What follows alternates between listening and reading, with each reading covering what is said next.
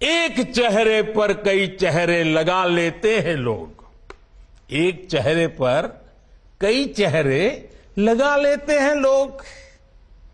आप देखिए ये लोग कितने चेहरे लगाकर बैठे हैं। जब ये लोग कैमरे के सामने एक फ्रेम में आ जाते हैं तो पहला विचार देश के सामने क्या आता है? पहला विचार देश के लोगों के मन में यही आता है, पूरा फ्रेम देख करके देशवासी यही बोल उठता है, लाखों करोड़ों रुपए का भ्रष्टाचार। बीजेपी और पीएम नरेंद्र मोदी विरोधी तमाम दलों और उनके नेताओं पर प्रधानमंत्री मोदी का ये सबसे ताजा तरीन बयान है जो उन्होंने अंडमान निकोबार में दिया है।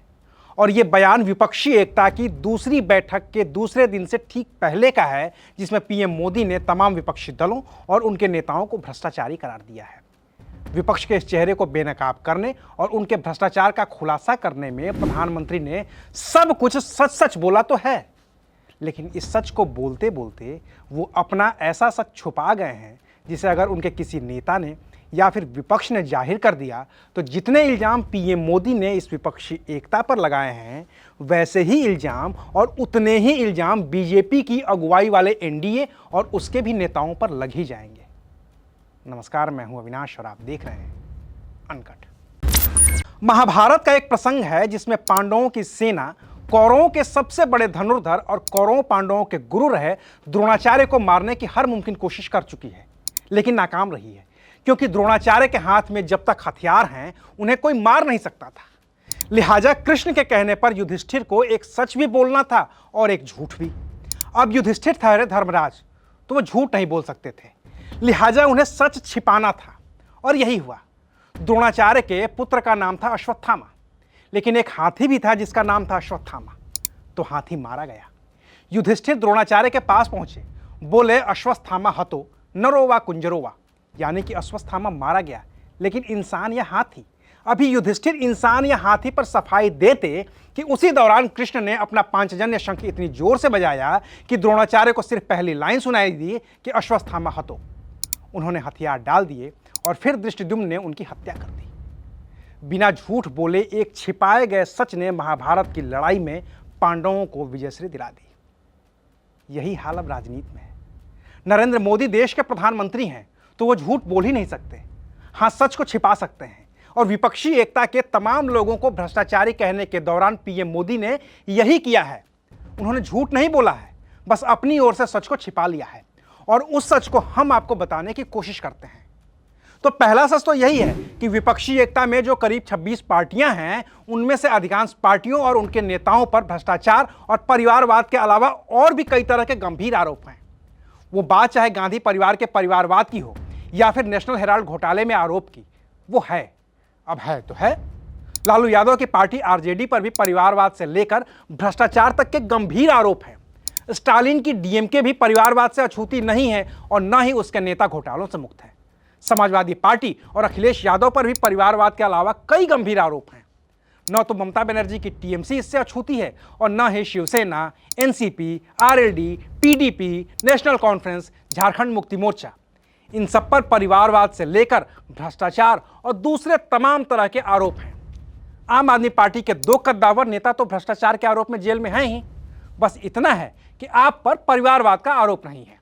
हाँ, इस विपक्षी एकता के सूत्रधार बने नीतीश कुमार पर न तो भ्रष्टाचार का आरोप है और न ही परिवारवाद का। लेफ्ट पार्टियां भी इस तरह के आरोपों से बरी ही हैं। तो कुल मिलाकर प्रधानमंत्री मोदी ने विपक्ष पर जो कहा है वो पूरी तरह से सच है। लेकिन प्रधानमंत्री मोदी की पार्टी बीजेपी और उनके 37 सहयोगी दलों ने मिलकर जो एनडीए बनाया है उनके भी तमाम नेता और उनकी पार्टियां न तो भ्रष्टाचार के आरोप से बरी हैं और न ही परिवारवाद के आरोप से।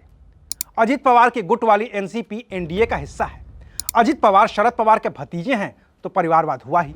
और भ्रष्टाचार के मामले में अजित पवार के अलावा उनकी पार्टी के कम से कम 4 नेता जो अभी महाराष्ट्र सरकार में मंत्री हैं आरोपों से घिरे रह ही चुके हैं। चाहे वो छगन भुजबल हों जो 2 साल जेल में रहे, या फिर हसन मुश्रीफ, या फिर अदिति तटकरे और प्रफुल्ल पटेल। सभी के खिलाफ भ्रष्टाचार, मनी लॉन्ड्रिंग और इस तरह के कई संगीन आरोप लगे हैं और आरोप लगाने वाले भी बीजेपी के ही नेता थे। लेकिन पीएम मोदी ने यह नहीं बताया कि एनडीए में भी एनसीपी के परिवारवादी और भ्रष्टाचार के आरोपों का सामना कर रहे नेताओं की पार्टी शामिल है। एकनाथ शिंदे गुट वाले शिवसेना के नेता भी भ्रष्टाचार के आरोपों से बरी नहीं हैं। एनसीपी तोड़ने से पहले अजित पवार भी कई बार इस बात को दोहरा चुके हैं कि शिंदे गुट के नेता भ्रष्टाचार में शामिल रहे हैं। हालांकि अजित पवार ने नाम नहीं लिया है किसी नेता का, लेकिन ठाकरे गुट वाले शिवसेना के नेता अंबा साहेब दानवे ने न तो सीएम शिंदे को बख्शा था और न ही कृषि मंत्री अब्दुल सत्तार, उद्योग मंत्री उदय सामंत और एक्साइज मिनिस्टर शंभूराज देसाई को। शिंदे गुट के नेता अब्दुल सत्तार पर तो हाईकोर्ट भी टिप्पणी कर चुका है। इसके अलावा डीएमके से पहले तमिलनाडु की सत्ता पर काबिज रही एआईएडीएमके के कई नेताओं के खिलाफ चार्जशीट तक दाखिल हो चुकी है, जिनमें भ्रष्टाचार से लेकर आय से अधिक संपत्ति तक के मामले शामिल हैं। लेकिन एआईएडीएमके एनडीए का हिस्सा है, जिसके भ्रष्टाचार को प्रधानमंत्री ने उजागर नहीं किया है। मेघालय की पार्टी एनपीपी एनडीए का हिस्सा है। मेघालय में सरकार भी एनडीए की ही है, लेकिन चुनाव से ठीक पहले खुद गृह मंत्री मेघालय के मुख्यमंत्री कोनराड संगमा को भ्रष्टाचारी करार दे चुके हैं। चलिए, भ्रष्टाचार के आरोप हैं तो राजनीतिक हो सकते हैं, लेकिन एनपीपी के परिवारवाद को कैसे खारिज कर सकते हैं? कोनराड संगमा के पिता पीएस संगमा मेघालय के मुख्यमंत्री रह चुके हैं, लोकसभा के स्पीकर रह चुके हैं, शरद पवार के साथ एनसीपी के फाउंडर मेंबर रह चुके हैं, लेकिन उनके बेटे का मेघालय का मुख्यमंत्री बनना परिवारवाद है। बस इस बात को प्रधानमंत्री नहीं बता पाए हैं। प्रधानमंत्री ये नहीं बता पाए हैं कि उनकी पार्टी के नेतृत्व वाले एनडीए का हिस्सा बनने वाले ओम प्रकाश राजभर और उनकी पार्टी सुभाषपा के विधायक अब्बास अंसारी और खास तौर से अब्बास के पिता मुख्तार अंसारी पर ऐसी कौन सी आपराधिक धारा है जो नहीं लगी है। बाकी तो ऐसे नेताओं की एक लंबी फहरिस्त है ही, जो पहले बीजेपी विरोधी दल में थे तो भ्रष्टाचार के गंभीर आरोपों का सामना कर रहे थे और ईडी से लेकर सीबीआई तक उनके खिलाफ हाथ धोकर पीछे पड़ी थी। लेकिन जब से वो बीजेपी में शामिल हो गए, उनके खिलाफ चल रहे केस किस ठंडे बस्ते में चले गए, किसी को नहीं पता। तो कुल मिलाकर बात यह है कि प्रधानमंत्री नरेंद्र मोदी का विपक्ष के लिए दिया गया बयान अश्वत्थामा हतो नरो व कुंजरो जैसा ही है कि विपक्ष के तमाम नेता भ्रष्ट हैं, ये सच है। लेकिन एनडीए में भी कई ऐसे दल और उनके नेता हैं जो भ्रष्टाचार और परिवारवाद के आरोपों का सामना कर रहे हैं। इसे बताने की प्रधानमंत्री ने जरूरत ही नहीं समझी। तो आज के लिए बस इतना ही। फिर मिलेंगे नई खबर के साथ। देखते रहिए अनकट। शुक्रिया।